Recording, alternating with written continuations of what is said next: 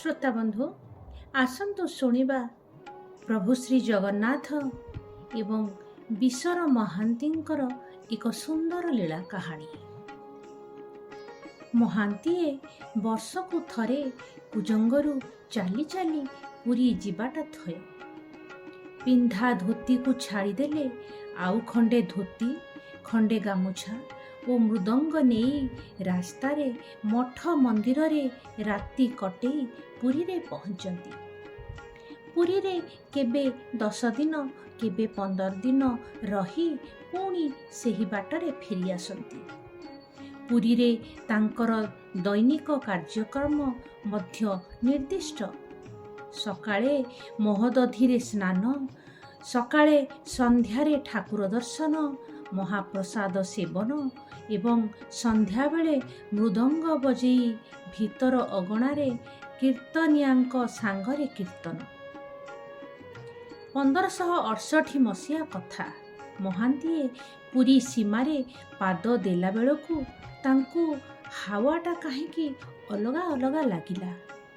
पूर्व वर्ष मानंकरे जेउ रास्ता घाटरे लोक हाउ जाउ हेउथिले से दिन से सबु सुनसान थिला।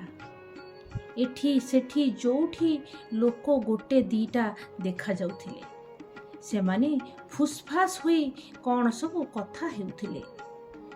महांतीए बड़ दांडरे पहुंची जहा सुनिले सेथिरे स्थाणु पाल्टी गले। कला पहाड़ श्रीमंदिर आक्रमण कला।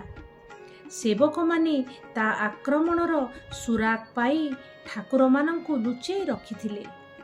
जबन सेवक मानंकु निर्यातना देई ठाकुरंक ठिकଣା जानिदेला एवं ठाकुर मानंकु चम दौड़ी रे बांधी घोषाड़ी घोषाड़ी नेई कलिकता चलीगला। महांतींक मुंड काम कला नाही। जदि ठाकुर नाहांती पुरी रे की काम? से कलिकता रास्तारे दौड़िबाकू आरंभ कले। दिने 2 दिन 3 दिन केते दिन दौड़ी दौड़ी जबन सेनांक पटुआर को धरी पारले।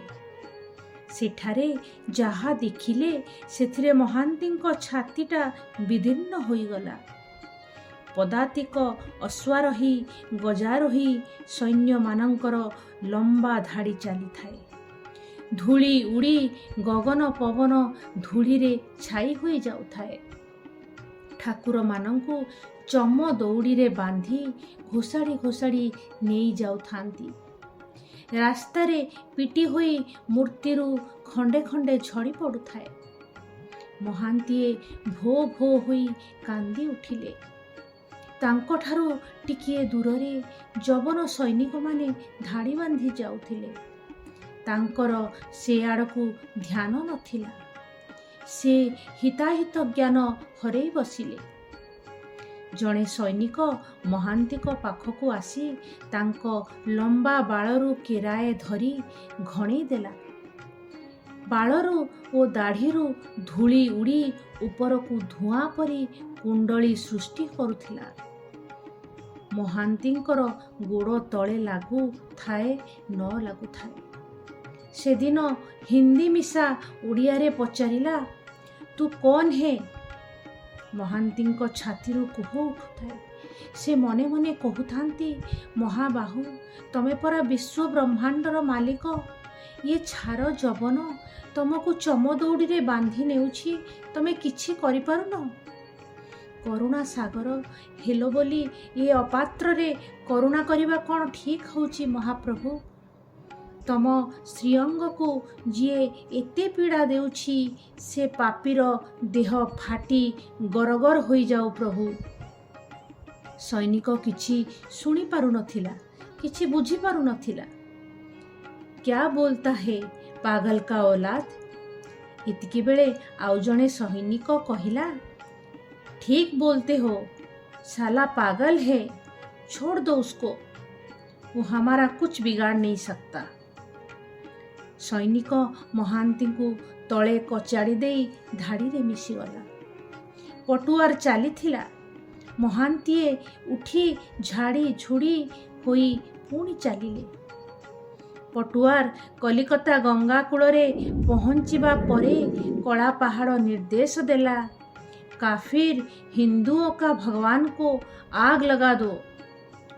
ସୈନିକମାନେ ଚତୁର୍ଦ୍ଧାମୂର୍ତ୍ତିଙ୍କୁ ଏକାଠି କରି ନିଆଁ ଲଗାଇଦେଲେ। ଏତିକିବେଳେ ଅଦ୍ଭୁତ ଘଟଣାମାନ ଘଟିଲା।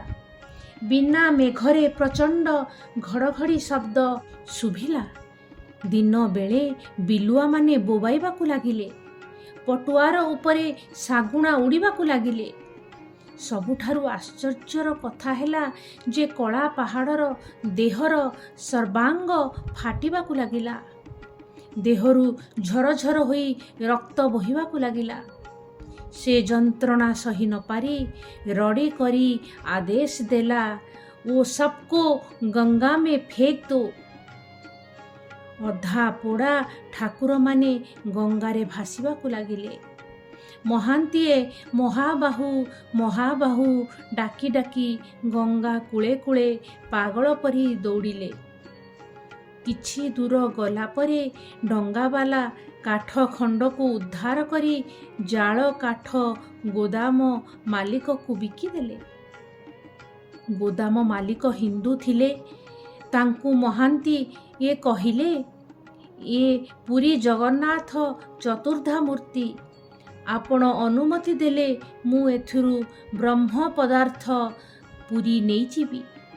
ଗୋଦାମ ମାଲିକ ଆନନ୍ଦରେ ରାଜି ହେଲେ। ମହାନ୍ତି ଏ ବ୍ରହ୍ମ ପଦାର୍ଥଙ୍କୁ ମୃଦଙ୍ଗରେ ପୂରେଇ କୁଜଙ୍ଗ ନେଇ ଆସିଲେ। ଗଜପତି ପ୍ରଥମ ରାମଚନ୍ଦ୍ର ଦେବ 1575ରେ ମହାନ୍ତିଙ୍କ ଠାରୁ ବ୍ରହ୍ମ ପଦାର୍ଥ ଆଣି ନବକଳେବର କରି ମୂର୍ତ୍ତିମାନଙ୍କୁ ରତ୍ନ ଦେବଦୀରେ ପୁଣି ପ୍ରତିଷ୍ଠା କଲେ।